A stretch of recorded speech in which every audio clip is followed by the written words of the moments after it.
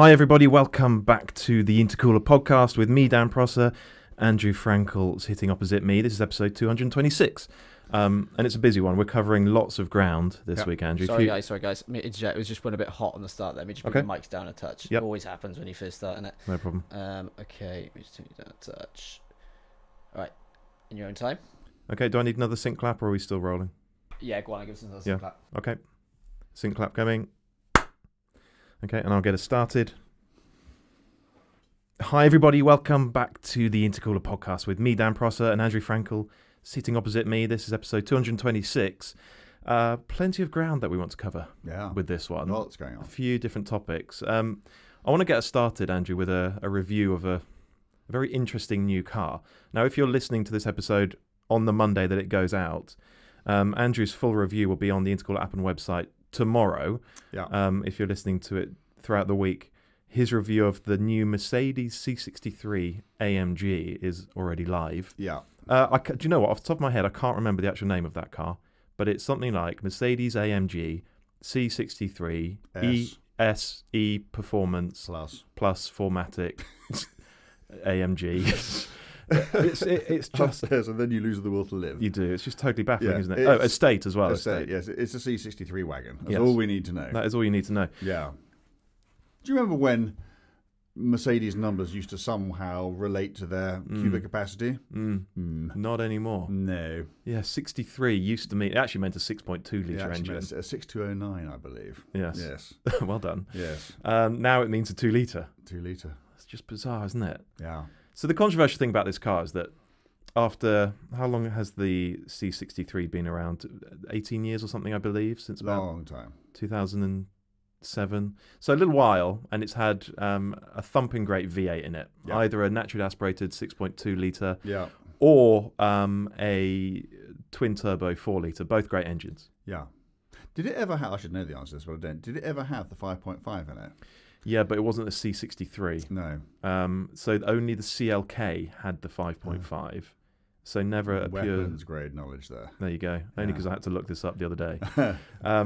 But listen, so your comprehensive review of this car is live now or live very soon on the app and website. But we also spent a day in it yesterday with its closest. So I did a week in it. Yeah. And then on the back of that, we then got it again and went off up into the hills with it.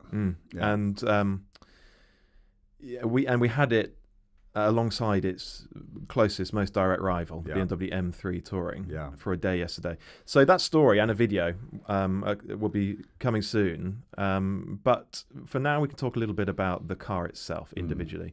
It is a very controversial car. There's plenty to like about it, even so, and lots to be quite frustrated by. But first of all, I just want to understand where this decision came from to bin the 4-litre twin-turbo V8 and use effectively half that engine with a big hybrid component. Yeah. I mean, you have a theory on this, don't you? Yeah, and it is a theory. Nobody at Mercedes has told me this. But it was interesting when you introduced this as the new C63. Well, it's only really new to the UK or to the UK press fleet. The first original press drives of this car took place in 2022. And it's taken that long for the cars to become sort of readily available to the likes of you and me over here. And I guess some people will read something into that, others won't. But so the point of that is that, if a car was new in 2022, then the thought process that went into it and the decision that was made to completely change the entire approach for that car would have been made sometime in the late teens, 2018, something like that. And as we know, the world was a very different place then. We know that everybody thought then, and this isn't particularly Mercedes problem. Everybody thought that the rush to electrification was going to happen at a much faster rate than it now transpires to be being. I mean, there is no manufacturer in the world who isn't completely revisiting the way that they are going to manage the transformation. And plugins, which obviously is what this car is, are a huge component of that. But I think where Mercedes thought they were being very forward-thinking and ahead of the curve, and thinking to themselves, well, this is a chance for us to demonstrate that using an engine of half the size, we can produce a car with, how much more power does it have? 150 horsepower more. Yeah. And isn't that amazing? A 2-litre engine, with a hybrid attached, developing a stack more power. Yeah, 670 bhp in total. Yeah, and on paper you can see that's quite a compelling argument. The problem, and the problems actually, because they are, I'm afraid, myriad, has come entirely in the execution. Well, no, one, there's a conceptual thing about, could a 4-cylinder engine ever, in the hearts and minds of people who bought those cars because they loved the V8. And I'm sure that probably most people who bought those cars, rather than anything else that's might be available, is because they just love that idea of that beautiful, deep, rumbling, thundering V8 engine. It's always been integral to the appeal of the C63, any C63. To me, that's what we get excited about, isn't it? When one of those rolls up and you just think, wow, this is going to be, because it's a small car, it's quite a compact car, but it's got this stonking great engine in it. And it was always going to be a leap. It was always going to, and I think, if I'm honest, it has proved to be, certainly for me, too big a leap. Not that it's a bad powertrain, and maybe we'll get into this a bit. It's actually, I think it's a really impressive powertrain. It's got the highest specific output, even if you don't include the hybrid bit. Just the turbo 4-cylinder 2-litre engine has a higher specific output, I think, of any engine on sale. Yeah, it's like something like 240 horsepower per litre. Yeah, close to. It's nuts. That is extraordinary. Extraordinary. And I mean, there's some clever stuff going on with this powertrain. It's 2-litre 4-cylinder turbo, whacking great turbo on it, with an electric motor in the turbo to spool it up almost instantaneously to get through the lag. Then there's a chunky motor on the rear axle worth 200 horsepower with a 6 kilowatt-hour battery feeding it. And there's a twin-speed gearbox at the back as well. So it's extremely complicated and extremely clever as a powertrain. You can't argue with the power output. The torque is 752 pound-foot. And blimey, you feel. We were yesterday, just for the video we were making, we were doing some sort of full-bore launch control getaways. I mean, it is blistering off the line. Yeah. 4-wheel drive, all the traction, and then whatever it is, however much torque there is. I mean, I don't want a car to accelerate any faster than that. I really don't. Yeah, you've got to be in a hurry, haven't you? Yeah.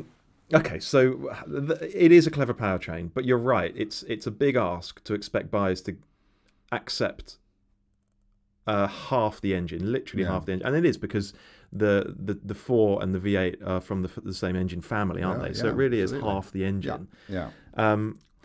There are a couple of issues. One is weight. We know that any kind of plug-in hybrid, like an EV, they carry a lot of weight with them. This thing weighs just over 2.1 tons. I think people will be amazed to learn that a 2-litre 4-cylinder car could weigh that much more than the 4-litre V8 car that it replaces. But that's to me, almost the entirety of the problem is that they have taken this decision, 2 litres 4 cylinders rather than 4 litres and 8 cylinders, and everything else that they have done has been to try to mitigate the consequences of that decision. Everything else, to get the power back. And in that process, you can't do that without there being some drawbacks. And as you say, one of the drawbacks, and it is just one, is it has come with, this conceptually absurd situation where a 2-litre 4 weighs more than a 4-litre 8. Do you remember when the new M3 was announced and they said they'd do a touring and they said they'd all be 4-wheel drive? Yeah. And we sort of tittered, didn't we, at what such a thing might weigh. We said it could be getting on for 2 tons. And we thought that was outrageous. Outrageous. In fact, it's 1865. Yeah, which we still thought was really pretty chunky. Pretty chunky. And that it's a quarter of a ton lighter than the Mercedes. I mean, who would have thought that we would now be looking at an M3 Touring? And I can remember you and I having this conversation where we thought, well, the problem with the M3 Touring is it's really, really nice, and the idea is really, really cool. But actually, with the 4-wheel drive and the Touring bodywork and everything, it's going to be so heavy that it's going to be fundamentally compromised. And we now look at that car as being the light one. It's just the speed. It's the rate at which it's happened. It's in the space of a couple of years. Yeah. Such cars have become massively heavier. It's not creep. It's not creep over generations. No. And the thing is, I think the real point because you and I jump out of in and out of these things all the time. I mean, there may be lots of people listening to us and thinking, well, so what? Doesn't matter. The car's still really, really fast. But actually, when you drive them, it does really matter. Because however clever Mercedes is, with all the technology it deploys, you cannot defy the laws of physics. And it is a heavy car, and it feels like a heavy car. I think they've done an amazing job in the way that they have reined it all in and got it to go up and down the road. But it's only amazing for a car that weighs 2.1 tons. Yeah. If it weighed 1.6 tons, if it weighed half, it would just be so much better to drive. It really would. Yeah. And to try and mitigate the effect of all that weight, they've got some super trick technology on there. Things like the rear steer, the torque vectoring, the ESP, the adaptive dampers, they're all beavering away beneath you, particularly depending on how you ramp up through the modes, to try and make the car feel more agile, feel lighter. And they all do. But again, it's just mitigating a self-imposed problem. Yeah, it is. And then it spirals, doesn't it? So you create a problem, and then you try to do as much as you possibly can to minimize the effects of that problem. And in that process, you create other problems, largely in this particular case, weight. There are other issues. It's a very expensive car, £101,000. Yeah. 100 grand for a C-Class. For a C-Class estate. Oh my goodness me. So it's £13,000-14,000 more than the M3. Yeah. Six-figure car now, C63. Yeah. Everything's just gone totally nuts, isn't it? But also, the bigger one is the boot space. You buy an estate car because you think you're getting a practical car, even if it's C-Class 3 Series sized. Yeah. It's got a smaller boot than a Golf hatchback. It's got a lot smaller boot than a Golf hatchback. And also, the other thing is, it's the shape of the boot. Yeah. Because it's got this lump in it. So you don't even get a flat load area. So it really is... I think Mercedes is banking on people buying this car because of the way that it looks and because of the way that it appears to be on paper. And the power. Yeah, well, exactly, all of that. I think they're thinking nobody's going to buy this car because, they think it might help them, move flats for their kids or whatever. Because it's going to be hopeless. Hopeless at that. You're much better off in your Ford Focus, not Estate. It's bizarre, isn't it? Yeah. So the powertrain does the numbers, no question. Yeah. But we're just not that interested in raw performance. I'm not, anyway. I said this to you yesterday when we were filming. I believe that 500 horsepower is basically enough. Yeah. And that shouldn't be a sort of controversial thing to say at all. 500 horsepower should be plenty. It should be. And also, if you ever find yourself in a situation where 500 horsepower isn't enough, it's because the car is too heavy. Yeah. So... It seems to be plenty for a GT3 RS, doesn't it? Plenty. Yeah. When did you last drive a GT3 RS and would go, well, this is great, but I just wish it had another 100 horsepower? It's just not a thought process that ever enters your head. No. Actually, even with a 500 horse, even with a previous C63, most of the time you're driving that and trying to drive it fast, it's still an exercise in restraint because you can't deploy all the power that even the old one had, let alone this one. So actually, what you're gaining, apart from barroom bragging rights, if that's important to you, and we mustn't be shy about this, it is important to a lot of people. What you're gaining isn't actually of any particular value. No, it's not. And the soundtrack, frankly, is wrong. And they've done a lot of work to try and augment the soundtrack. Yeah. It's not convincing for me. I like it, actually. I think it's... we were doing some shots yesterday where we just had to sort of fling it through a corner and, so you accelerate up to it through the gears. And I was sitting there thinking, I don't mind this sound at all. In isolation, it just didn't fit the car that it was in because in my head, I'm expecting something else. And maybe, I don't know, that makes me a Luddite, and maybe Mercedes are trying to appeal to people who would never have bought a V8 one in the past. I don't know, but that powertrain, and I've said this before, works really, really well in an A45S. It's essentially less the hybrid component. That's the engine that you're getting. And I think it's cracking in that car because it's a little four-cylinder hatchback, which is exactly what you expect it to be. But it's something that has, for as long as anyone can remember, had this wonderful 8-cylinder motor. It just doesn't feel right. So very briefly then, just sort of ride handling. They do mitigate a lot of the weight, but honestly, I hoofed it through a few corners, having done the same thing in the M3. Yeah. And it is objectively impressive, technically very capable. Yeah. But it left me cold. It felt distant. It felt remote. It's not a sort of properly interactive driver's car. No. I think it's just too heavy for that. Too heavy. Mm. And that's why weight really does matter, because, you know, the more weight you have, and I mean, it sounds obvious, but you got that much more mass, which has to be persuaded to change direction. And that takes time. And when it does so in a much less precise and more sluggish manner. And there's no escaping that. You know, I think some people might think we bang on about weight too much, but you only need to go and drive two cars with identical power to weight ratios, one of which is light and not very powerful, and the other one which is heavy and very powerful.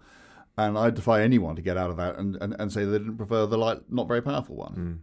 Yeah, I totally agree. Yeah. Final word on the C63. So Yeah. It doesn't have a particularly useful electric-only range. You know, maybe if it's doing 20, 25 miles on sparks alone, you can sort of put up with some of the extra weight. But it's doing 5 or 6 miles. 6 or 7. But yeah, it's enough to get you past your neighbours without waking them up. Which, if there was going to be a thundering V8, you know, probably would be beneficial. But, you know, one of the benefits of having a plug-in is that you have sufficient electric power so that it really makes a difference to your real-world fuel consumption. This one doesn't. You know, I was driving it quite gently. You know, if you drive it as gently as you like, you won't get 30 to the gallon out of it.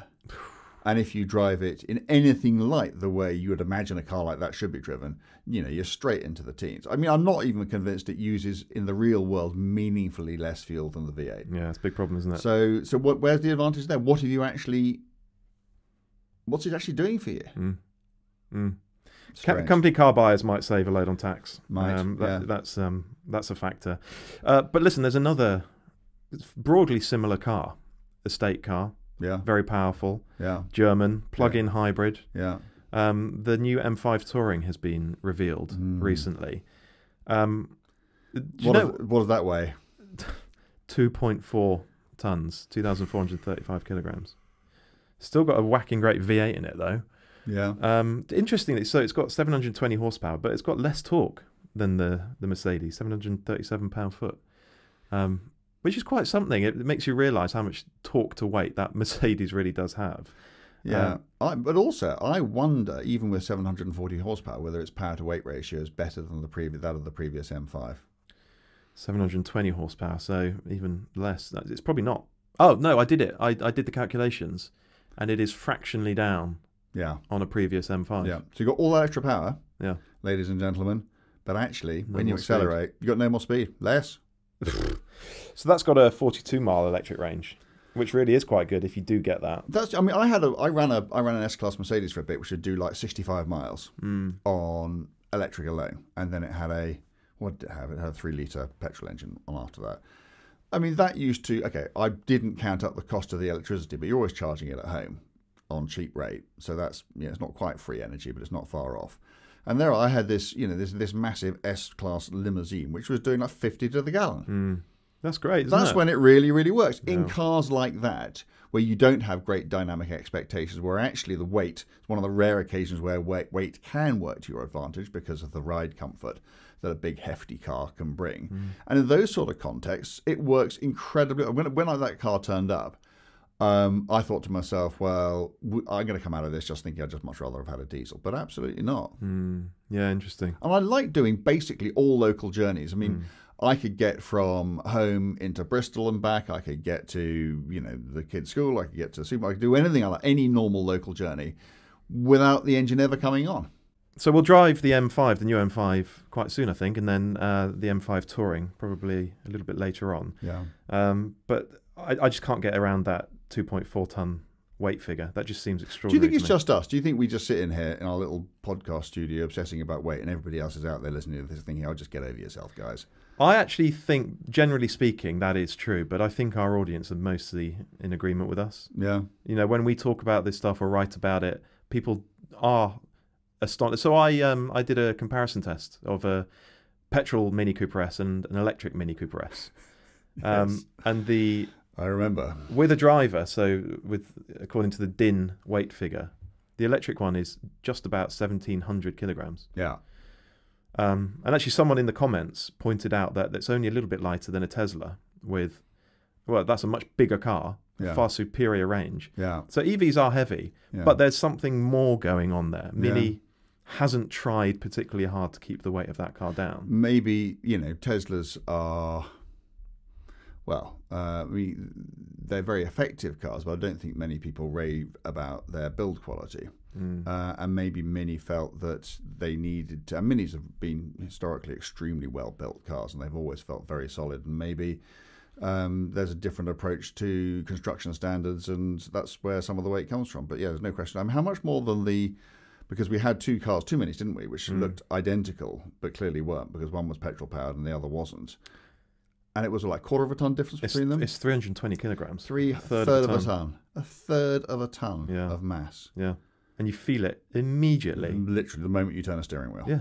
Yeah. It is extraordinary. So, but people pick up on the weight of, when I wrote about the weight of that Mini, people really picked up on it and commented on it. Yeah. So, I do think people are aware of it in the same way that we are. But outside of, the world of the intercooler and whatever else, I don't think anyone does care, which is why BMW they seem to have gone, particularly, well, even with the M cars, do you know what? We're not going to manage to keep the weight down here, given the size of the car or the equipment. Let's just go with it and do the best that we can. So do you think there is quite a cynical calculation going on? I mean, we know, don't we, that it is far cheaper to add weight than remove it. And car companies think to themselves, well, we can make a car more powerful. We can produce on-paper performance statistics which say it is quicker, whether it is or not. At the same time, we can reduce on paper again its fuel consumption and therefore the amount of CO2 that it produces, which therefore makes it cheaper to run as a company car. And the only penalty of this is we're going to have to add another few hundred kilos of weight, and all the research that we've done suggests that people either don't understand or don't care about that. So it's just a win-win, and it's just simple and easy. And if that means they've got to put up with, a couple of, tedious bores like you and me banging on about, additional mass and the terrible consequences thereof, then that is a price more than worth paying. I suspect that's what's going on, isn't it? I think so. I think the typical M car buyer is not necessarily listening to the Intercooler podcast or any such podcast. I think they wander into the showroom, think they look great. Yeah. They like the appeal of the badge. Yeah. And they don't look at the weight of it. And I think, therefore, I don't think that, maybe somebody from BMW will come and tell me how wrong I am, but that they have thousands of engineers all wringing their hands trying to shave micrograms off each and every component just to try and keep the weight gain to an absolute minimum. I think it's just easier to make it heavy, easier and cheaper, and be quite clever with adaptive damping and whatever else. You can do a good job of disguising it. Yeah, and also that gives you something else to talk about, doesn't it? Because your car's got all these clever systems in them, all of which, of course, add weight. I remember when the first turbocharged M3 and M4 were new, and I did a tech briefing at BMW, and they laid out all the lightweight components, things like a prop shaft, and it was nothing to it. That's transferring all that power and torque from the front of the car to the back. And you can just twirl it around in your hand. It is amazing. Was it carbon? Maybe Kevlar. It was or some sort of composite thing, but super trick. Really, really light. And, the table was full of all these components. And so back then, lightweighting and the messaging around lightweighting was super important to them. But I think something's changed. And I remember talking to a friend of mine, another car journalist, and he had a very frank conversation with a BMW M engineer who said when they have done lightweight options for their cars, customers just don't care. They don't pay for them. They don't take them up. And so they've concluded that weight isn't a motivating factor for that group of buyers. And maybe you can't blame BMW for responding to what its customers either want or don't want. It saddens us. But I mean, so what is going to change? I'm afraid it's an awful thing to say because I'm not one of these people who believes in this sort of thing. But I think the only thing that would stop it is legislation. Is a taxation, and I think there are some countries, is it in France maybe, whether there is a taxation system that is based on weight. And it's really punitive, actually. Yeah. It adds a lot of money. But that actually, ultimately, if you've got a lump of metal, it takes a certain amount of energy to move from one place to another. And the heavier that lump, the more energy it takes, and therefore the less environmentally friendly it is. And unless if you really want to be environmentally friendly and green, don't make cars heavier and heavier, then just use all these clever ways to try and disguise what it's actually doing. Just get the weight out of it. Yeah. But that's expensive, and people aren't interested. So that being the case, the only way you can do it, if you're serious about it, is through legislation. Actually, you just reminded me, on my mini comparison test, in the comments, someone else pointed out that the i3 had a similar battery capacity to the Mini, and was 1,300? Yeah, so almost 400 kilos lighter. The i3, when it came out, was the lightest BMW on sale. The lightest. The an electric one. Electric car, yeah. Yeah, their full electric car, their EV, was the lightest car they sold. But then again, look at the example of the i3. They tried really hard with that car. With all the materials that they used, particularly the CFRP reinforced tub that they used for it, and I think it had alley panels and all that, and it was totally uneconomic. Yeah, it never made any money, did it? No, and BMW didn't replace it. I still think an i3 is probably the best EV out there.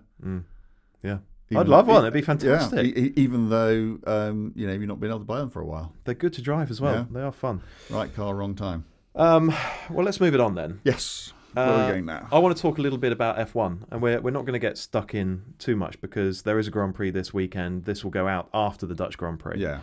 So everything could turn on its head. Yes. But I want to talk about McLaren because Karun Chandok wrote a story for us about McLaren. Yeah. The rise, the fall, and the rise again. Yeah. Because that team has been on a hell of a journey. The point being, as we sit here right now and record this, McLaren is odds-on favourite with the bookies to win the Constructors' title this year. Yeah. Wow. For the first time in 26 years, it would be. Over a quarter of a century. Yeah.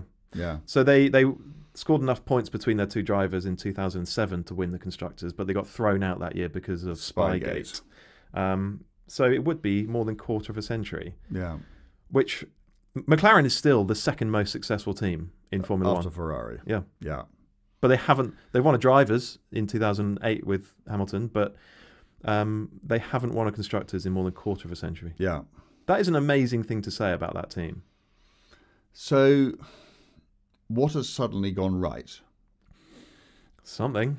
Yeah, but I think the answer to that is it's not a sudden thing at all, is it? I think it's I think under Zach Brown's new regime, I think that they have basically gone through it root and branch, nut and bolt. Yeah. And started again. And it takes a long time. It takes a long time. And actually, what you can often find is that while that process is going on, the results still aren't coming. And then suddenly, which is exactly what happened with McLaren, you appear to turn a corner.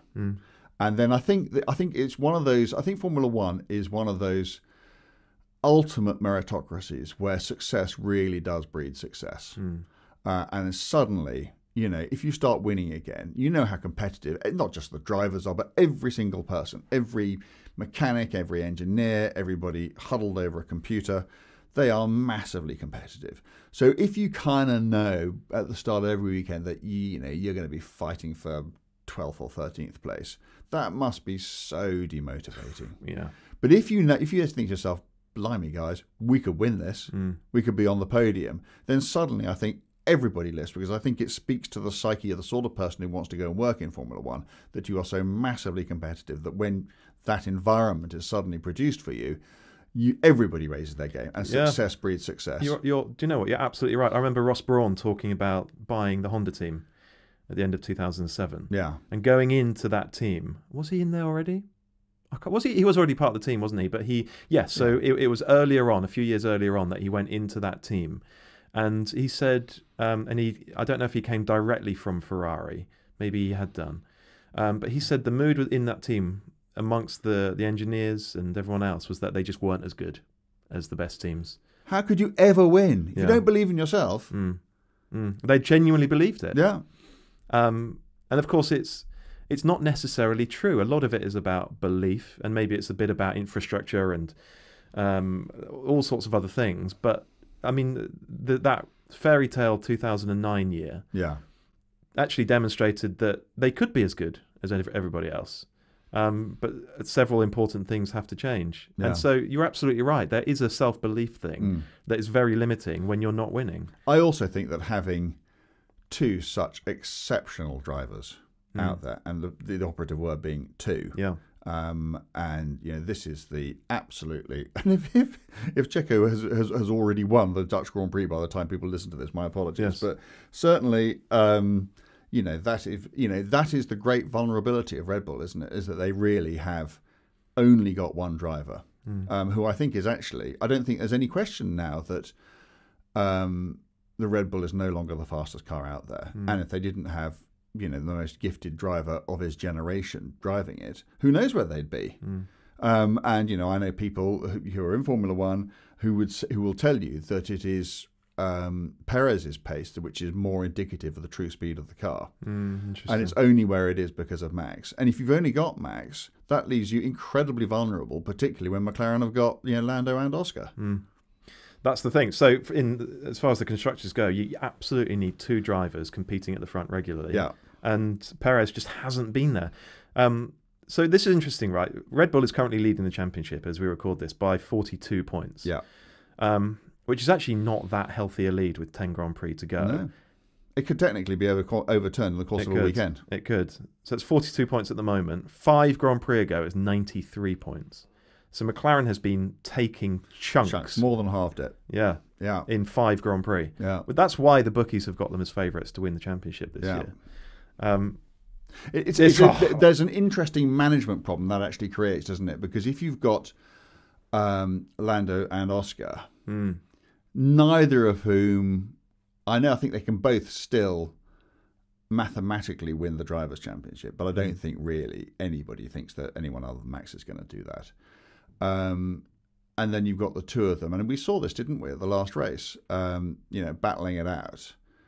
Do you let them race, or do you actually think, or do you say to them, right, guys, the Drivers' Championship is gone. Neither of you is going to be world champion, and if one of you comes second, nobody's ever going to remember that. So what we do have the opportunity to do here is win the Constructors, which will be the biggest boost this team has had for a quarter of a century. So you two are going to do everything you can to make that happen, which involves not driving into each other. And when we say move over, he's quicker, you move over because he's quicker, and you do what we say.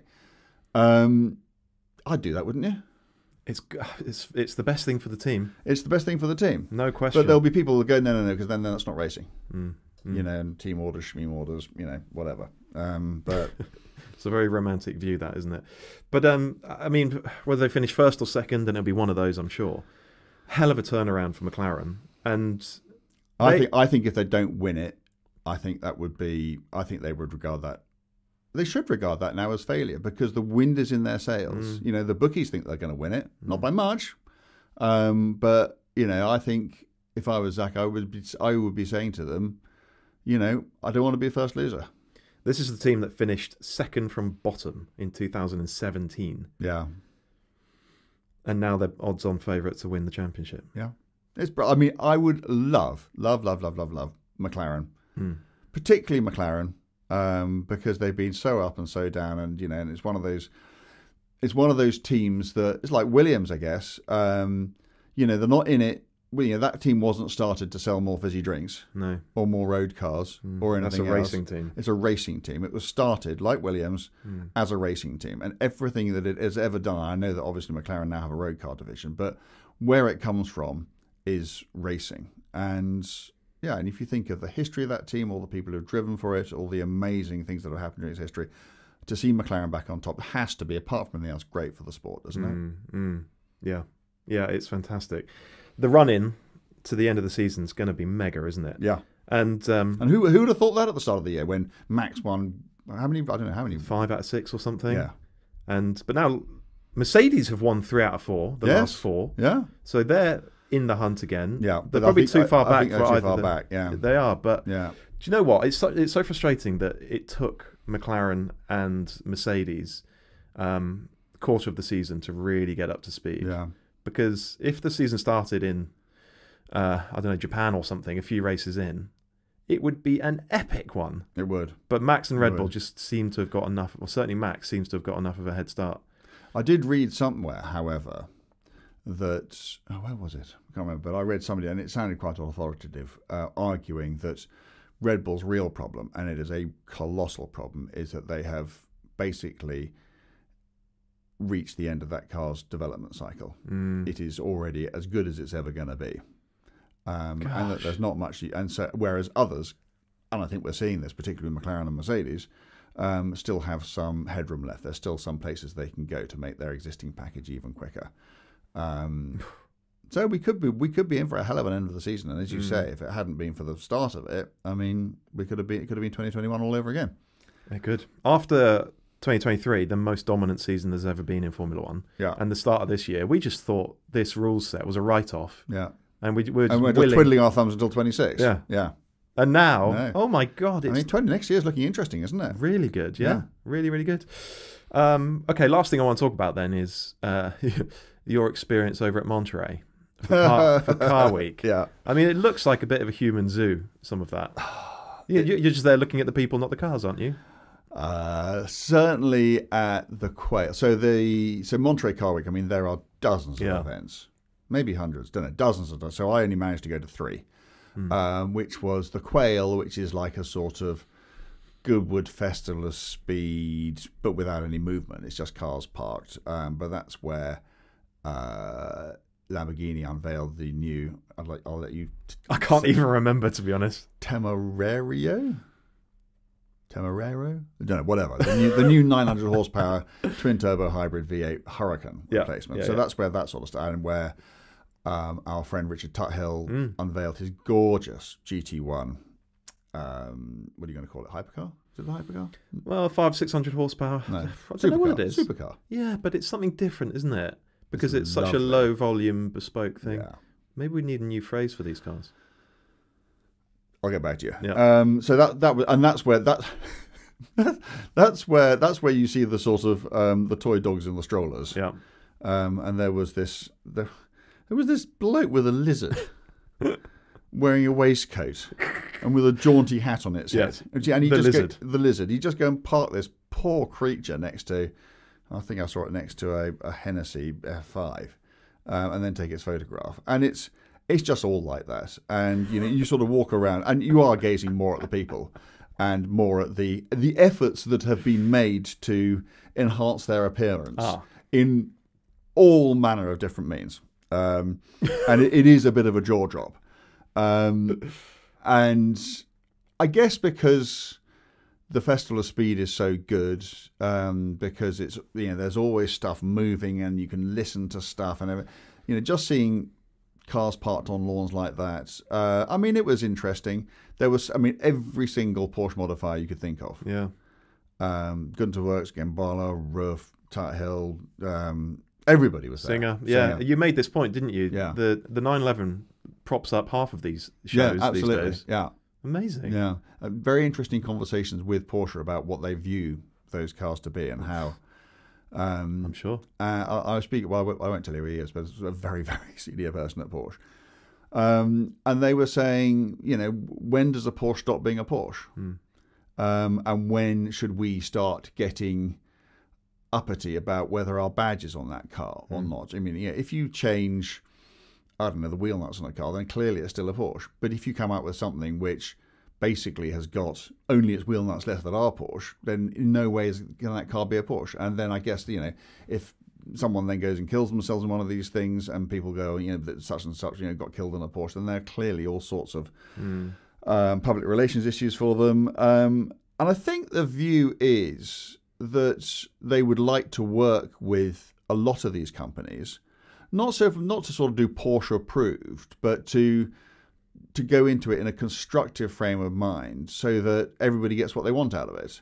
And, certainly the chap I was talking to thought that was the only way to do it, because you can just get terribly hot under the collar and start, throwing writs around, but that doesn't really achieve very much because it's still going to happen. But it is interesting. When is a Porsche no longer a Porsche? But anyway, so that was the Quail. Yes, the Quail, and then I like that you did the two sort of very fancy high-end events, but in between them, you did the total opposite. The Lemons. Yeah. Yeah. So, I mean, that was just like, I mean, many people listening to this will certainly know of, and I'm sure quite a few will have been to the Festival of the Unexceptional, which is a car show over here for, well, exactly what it says, just unexceptional cars. So not necessarily terrible cars, but if you had a 1978 Ford Fiesta, which was fine in 1978, that's the sort of thing you might take along there. The Concorde de Lemons is... It's a bit different. You do get some of that, but basically it's for really terrible cars. Okay. So it's for things like AMC Pacers and Bricklins and these enormous American monstrosities and Edsels and things like that. And then they tend to, however bad they were when they new, they then tend to go to quite great lengths to make them even worse. So there was one car I saw there which was basically covered in green toweling with a horse sticking out the top of it. Of course. Life size. Not real horse, but nevertheless. There was a 911 SC there, which had very recently been on fire from end to end. And it's just one of these things where it's all very... It's to puncture the pomposity of the rest of it. And it's all very self-aware and wry and fun. And everybody just takes the piss out of themselves. Anybody who thinks the Americans can't do irony need to go to the festival, to go to the Concorde de Lemons, because everybody is there. Everybody knows that their cars are terrible, but they kind of celebrate it, and it's lovely. And it's lovely chatting to them and seeing these things. And there were some truly dreadful cars there. The things that just made you laugh and laugh and laugh. And some of the sort of the signage around was very funny, just taking the piss out of these things. So that was a really fun thing to do. And then on the last day, I went to the Pebble Beach Concorde d'Elegance. Which is just the sort of event that I've probably been on this podcast many times in the past being rude about, because, Concours where you get these sort of over-restored cars that are so pristine, they're not only better than they ever would have been when they were made new, but also, basically mean you can't use them because they're just too perfect, and to use them would be to make them imperfect. But actually, I haven't been to that event for about 10 years. And it's changed. The shiny stuff is still there, but there was an entire lawn just full of the most incredible concept cars. Things like the 1972 BMW Turbo concept, the Pininfarina Modulo from 1970, Mercedes C111s, all sorts of incredible cars. There was a lawn full of Ferraris, including 3 P4s. Well, technically one was a 412P, but the most beautiful racing car to me that has ever been created.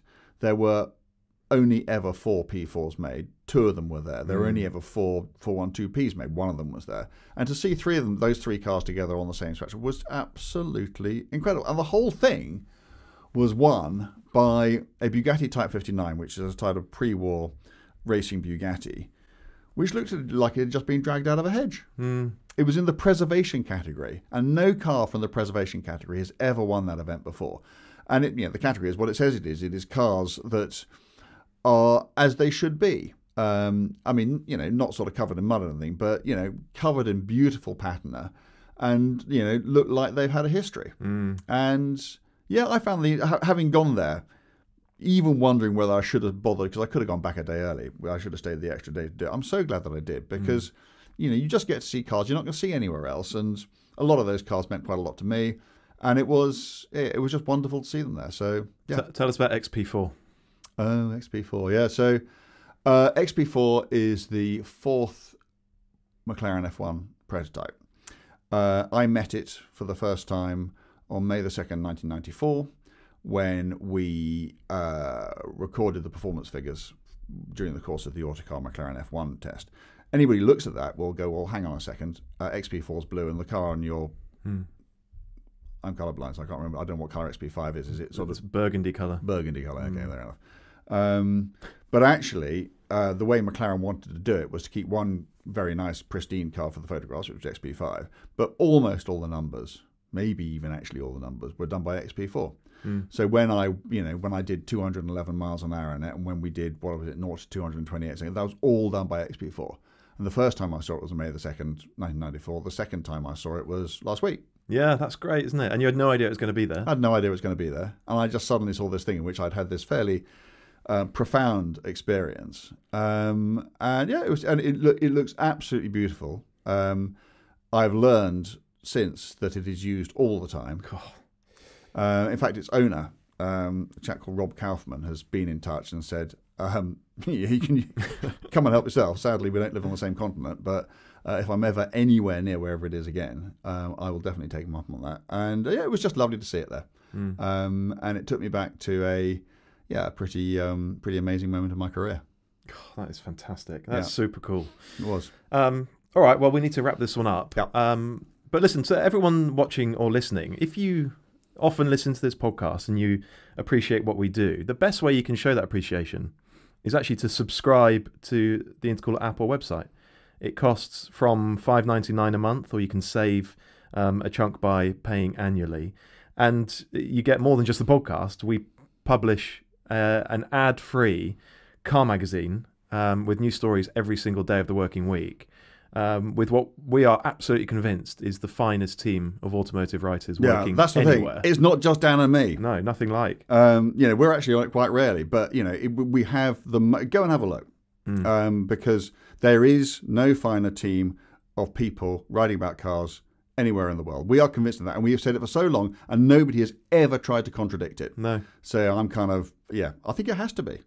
And if you like not just listening to the likes of us rabbiting on about cars, if you like reading about cars, every single day of the working week, we have news stories up there, published every morning, and we love doing it.